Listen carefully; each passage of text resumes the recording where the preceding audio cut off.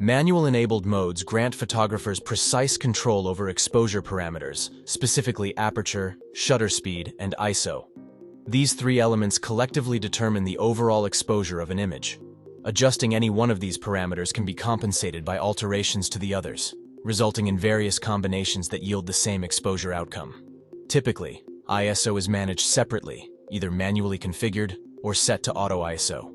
In such cases, only the determination of either aperture or shutter speed is necessary, as one setting influences the other. In manual mode, M, both shutter speed and aperture are individually set by the photographer, with ISO sensitivity also under manual control. Achieving optimal image exposure in manual mode demands meticulous and accurate adjustments by the photographer. Let's dive right in and empower you with the control you need to capture fantastic pictures. Don't forget to hit that like button and subscribe so we can keep creating more videos like this for you. Start with a video of the Serengeti trek of the birds, or images of swarms of birds like flamingos maybe. Number 1. Shutter speed. Shutter speed indicates how quickly the camera shutter closes. Opting for a fast shutter speed reduces the exposure time, restricting the quantity of light captured by the camera. We suggest utilizing a shutter speed of 1 to 1000 seconds for optimal performance. Number 2. Aperture.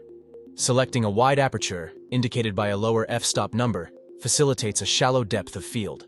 This effect helps isolate the subject, such as a bird, from its background. It is advisable to use an aperture setting of f4 for optimal results. Number 3. ISO.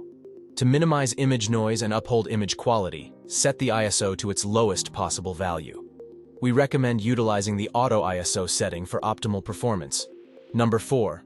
Autofocus, AF, operates in two primary modes: single, AFS, which locks focus for stationary subjects, and continuous, AFC, or servo, ideal for capturing moving subjects.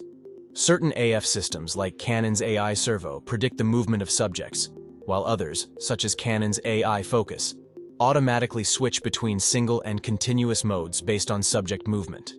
For optimal performance, we recommend using AI Servo. Number 5. Center-weighted metering. This camera metering mode prioritizes light readings from the central portion of the frame. It assigns greater importance to exposure information gathered from the middle area of the composition, treating it as a central reference point. For optimal results, we recommend utilizing center-weighted metering. Number 6.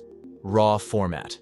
Capture images in RAW format to preserve the maximum amount of image information and provide greater flexibility during post-processing.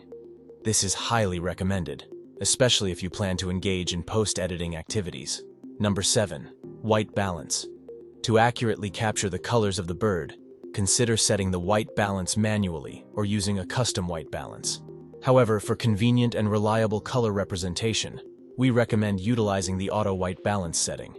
Number 8. Drive mode. Optimize your camera's performance by selecting continuous shooting, burst mode, in the drive mode settings.